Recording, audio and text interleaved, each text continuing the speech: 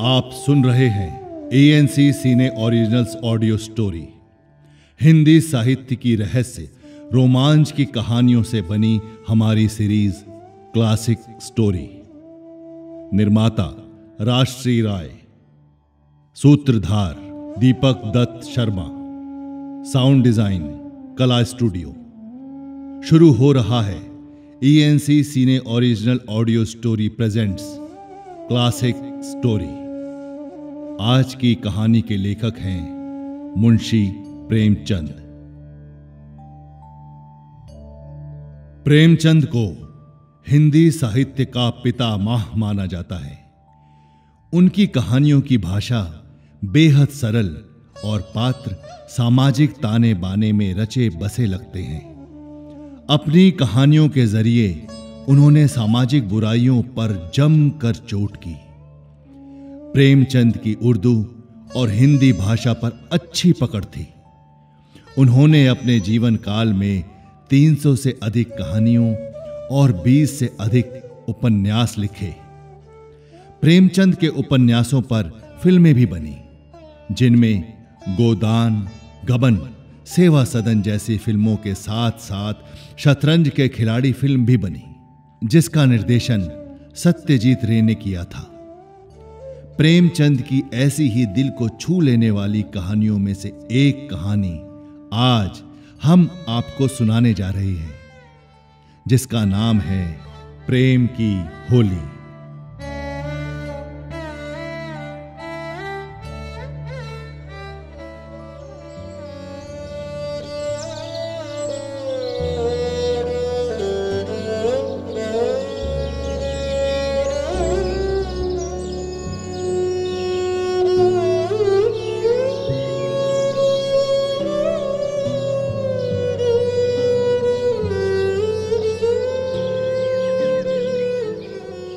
गंगी का 17वां साल था, पर वह 3 साल से विधवा थी और जानती थी कि मैं विधवा हूं।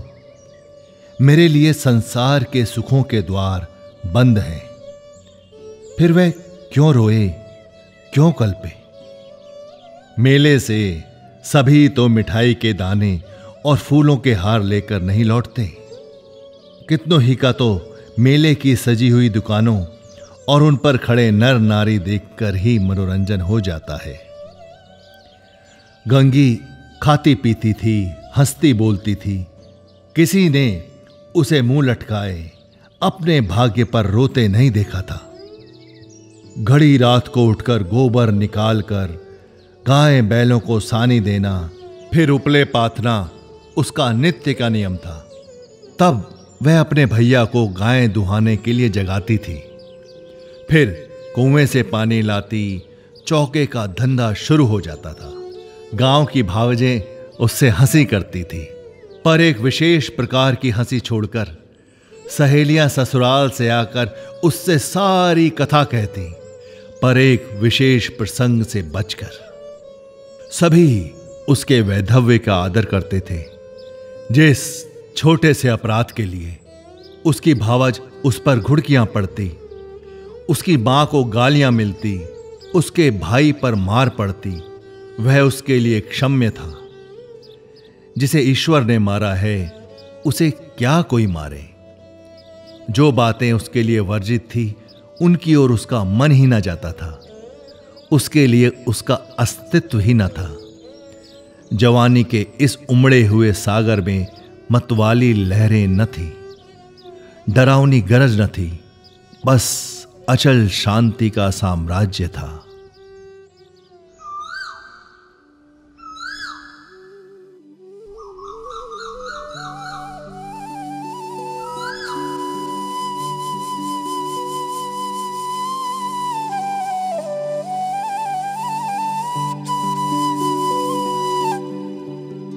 होली आई। सबने गुलाबी साड़ियां पहनी। गंगी की साड़ी ना रंगी गई। मां ने पूछा, अरे बेटी, तेरी साड़ी भी रंग दूं? गंगी ने कहा, नहीं अम्मा, यूं ही रहने दो। भावज ने फाग गाया। वह बस पकवान बनाती रही, उसे इसी में आनंद था। तीसरे पहर दूसरे गांव के लोग होली खेलने आए। वह लोग भी होली लौटाने जाएंगे। गांव में यही परस्पर व्यवहार है। मैकू महतो ने भी भंग मंगवा रखी थी। चरस, गांजा, माजूम सब कुछ लाए थे। गंगी ने भी भंग पीसी थी। मीठी अलग बनाई थी और नमकीन अलग। उसका भाई पिलाता था, वह हाथ धुलाती थी। जवान सिर नीचा किए पीकर चले जाते। बूढ़े गंगी से पूछ लेते, अच्छी तरह होना बेटी, या फिर चुहल करते, अरे क्यों रे गंगिया, भावस तुझे खाना नहीं देती क्या, जो इतनी दुबली हो गई है। गंगिया बस हंसकर रह जाती। देह क्या उसके बस की बात थी। न जाने क्यों वह मोटी हुई थी। भंग पीने के बाद लोग फाग गाने लगे। गंगिया अपनी चौखट पर खड़ी सुनती रही। एक जवान ठाकुर गा रहा था। कितना अच्छा स्वर था, कैसा मीठा। गंगिया को बड़ा आनंद आ रहा था। मां ने कई बार पुकारा, अरे जा सुन, पर वह ना गई। एक बार गई भी तो बस जल्दी से लौट आई। उसका ध्यान बस उसी गाने पर था। न जाने क्या बात उसे खींची चली जाती थी, बांध लेती थी। जवान ठाकुर भी बार बार गंगिया की ओर देखता और मस्त होकर गाता। उसके साथ वालों को भी आश्चर्य हो रहा था, ठाकुर को यह सिद्धि कहां से मिल गई। वह लोग विदा हुए, तब भी गंगिया चौखट पर ही खड़ी रही। जवान ठाकुर ने भी उसकी ओर देखा और चला गया। गंगिया ने अपने बाप से पूछा, कौन गाता था दादा? मैकू ने कहा, कोठार के बुद्धू सिंह का लड़का है, गरीब सिंह। बुद्धू रीति व्यवहार में आते जाते थे। उनके मरने के बाद अब वही लड़का आने जाने लगा। गंगी ने कहा, यहां तो पहले पहल आया है। मैकू बोला, हां, और तो कभी नहीं देखा। मिजाज बिल्कुल बाप सा है, वैसी ही मीठी बोली है इसकी। घमंड तो छू भी नहीं गया। बुद्धू के बखार में अनाज रखने को जगह न थी, पर चमार को देखते ही तो पहले हाथ उठाते। वही इसका भी स्वभाव है। गोरू आ रहे थे। गंगी पगहिया लेने भीतर चली गई। वही स्वर उसके कानों में अब भी गूंज रहा था। कुछ महीने गुजर गए। एक दिन गंगी गोबर पात रही थी। सहसा उसने देखा वही ठाकुर सिर झुकाए द्वार पर चले आ रहे हैं। वह गोबर छोड़कर उठ खड़ी हुई। घर में कोई मर्द ना था, सब बाहर चले गए थे। वह कहना चाहती थी, ठाकुर बैठो, पानी पीते जाओ, पर उसके मुंह से बात न निकली। उसकी छाती कितने जोर से धड़क रही थी। उसे एक विचित्र सी घबराहट होने लगी। क्या करे, कैसे उसे रोके? गरीब सिंह ने एक बार उसकी ओर ताका, फिर आंखें नीची की और चला गया। उस दृष्टि में क्या बात थी कि गंगी के रोए खड़े हो गए थे। वह दौड़कर घर गई और मां से बोली, अम्मा, वह ठाकुर जा रहे हैं, गरीब सिंह। मां ने कहा, आए होंगे किसी काम से। गंगी बाहर आई तो ठाकुर जा चुके थे। वह फिर गोबर पातने लगी, पर उपले टूट टूट जाते थे। आप ही हाथ बंद हो रहे थे, मगर फिर चौंक कर पातने लगी, जैसे कहीं दूर से उसके कानों में आवाज आ रही हो। वही दृष्टि आंखों के सामने थी। उसमें क्या जादू था, क्या मोहनी थी। उसने अपनी मूक भाषा में कुछ कहा और गंगी ने भी कुछ सुना। क्या कहा यह वह नहीं जानती, पर वह दृष्टि उसकी आंखों में बसी हुई थी। रात को जब लेटी तब भी वही दृष्टि सामने थी। स्वप्न में भी वही दृष्टि थी। फिर कई महीने गुजर गए। एक दिन संध्या समय मैकू द्वार पर बैठे सन काट रहे थे और गंगी बैलों को सानी चला रही थी कि सासा चिल्ला उठी, दादा दादा ठाकुर। मैकू ने सिर उठाया तो द्वार पर गरीब सिंह चला आ रहा था। राम राम हुआ। मैकू ने पूछा, कहाँ गरीब सिंह, पानी तो पीते जाओ। गरीब आकर माची पर बैठ गया। उसका चेहरा उतरा हुआ था, वह कुछ बीमार सा जान पड़ता था। मैकू ने कहा, कुछ बीमार थे क्या? गरीब बोला, नहीं तो दादा, कुछ मुंह उतरा हुआ है, क्या सूद ब्याज की चिंता में पड़े हो? गरीब बोला, तुम्हारे जीते जी मुझे क्या चिंता है दादा? मैकू ने पूछा, बाकी तो दे दी ना? गरीब ने कहा, हाँ हाँ दादा, सब बेबाक कर दिया। मैकू ने गंगी से कहा, बेटी जा, कुछ ठाकुर के लिए पानी तो पीने के लिए ला, भैया हो तो कह देना कि चिलम ले आए। गरीब ने कहा, चिलम रहने दो दादा, मैं नहीं पीता। मैकू ने कहा, अब की घर की तंबाकू है, स्वाद तो ले लो, पी के तो देखो। गरीब ने कहा, इतना बेअदब ना बनाओ दादा, काका के सामने चिलम ना छुई, मैं तुमको भी उन्हीं की जगह देता हूं।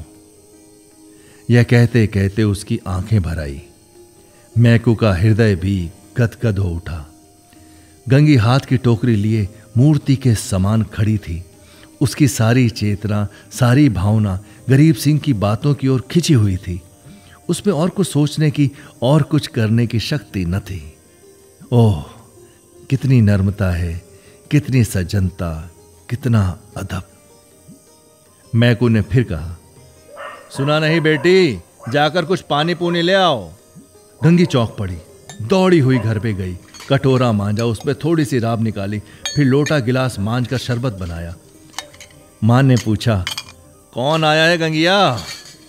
गंगी, वह है ठाकुर गरीब सिंह। दूध तो नहीं है अम्मी, तो रस में मिला देती। मां ने कहा, है क्यों नहीं, हांडी में देख। गंगी ने सारी मलाई उतारकर रस में मिला दी और लोटा गिलास लिए बाहर निकली। ठाकुर ने उसकी ओर देखा। गंगी ने सिर झुका लिया। यह संकोच उसमें कहां से आ गया था? ठाकुर ने रस पिया और राम राम करके चला गया। मैकू बोला, कितना दुबला हो गया है ना? गंगी ने पूछा, बीमार है क्या? मैकू ने बोला, चिंता है और क्या, अकेला आदमी, इतनी बड़ी गृहस्थी, क्या करे बेचारा। गंगी को रात भर नींद नहीं आई। उन्हें कौन सी चिंता है? दादा से कुछ कहा भी तो नहीं, क्यों इतने सकुचाते हैं? चेहरा कैसा पीला पड़ गया है।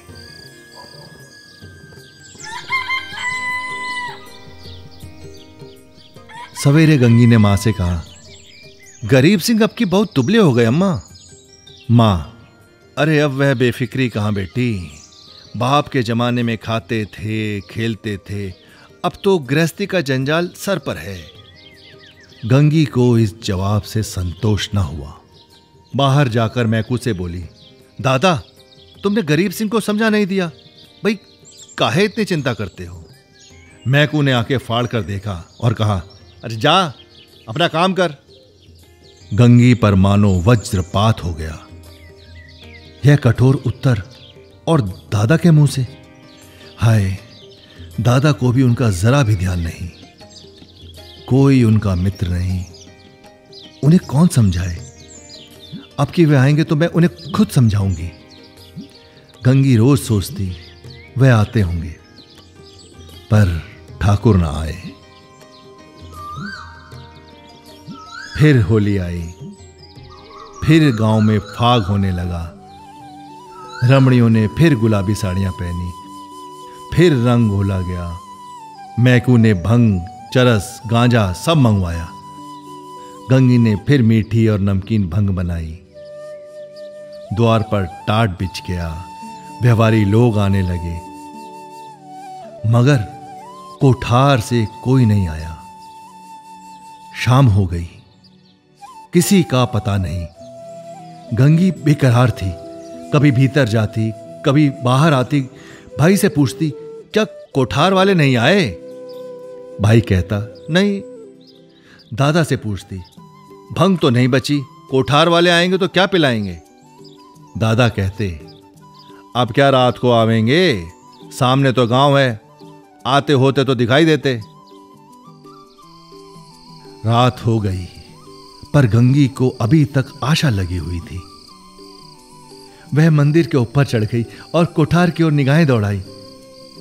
कोई ना आता था। सहसा उसे किसी सिवाने की ओर से आग दहकती हुई दिखाई दी। देखते देखते ज्वाला प्रचंड हो गई। यह क्या, वहां आज होली जल रही है? होली तो कल ही जल गई।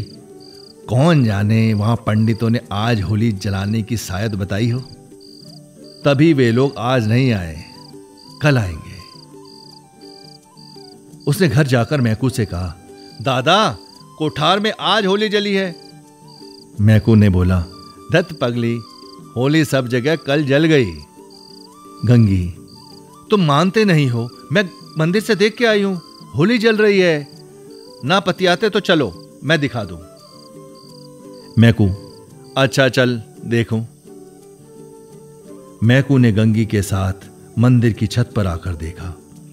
1 मिनट तक देखते रहे, फिर बिना कुछ बोले नीचे उतर आए। गंगी ने पूछा, है होली की नहीं? तुम ना मानते थे? मैकू बोला, होली नहीं है पगली, चिता है। कोई मर गया है, तभी आज कोठार वाले नहीं आए। गंगी का कलेजा धक हो गया।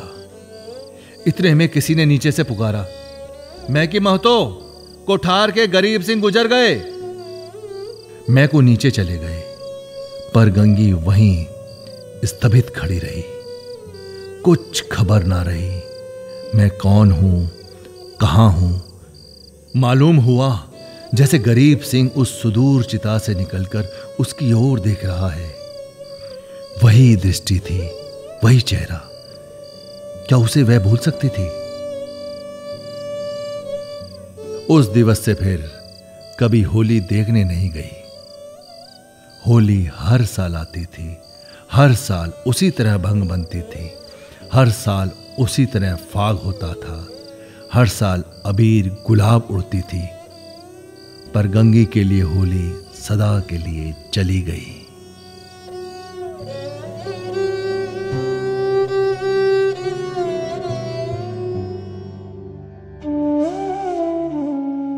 आप सुन रहे थे ENC सिने ओरिजिनल्स प्रेजेंट्स क्लासिक स्टोरी। आज की कहानी थी प्रेम की होली। ऐसी ही कहानियों को सुनने के लिए सब्सक्राइब करें हमारा YouTube चैनल ENC सिने ओरिजिनल्स। नई कहानियों को सुनने के लिए बेल आइकॉन दबाना ना भूलें।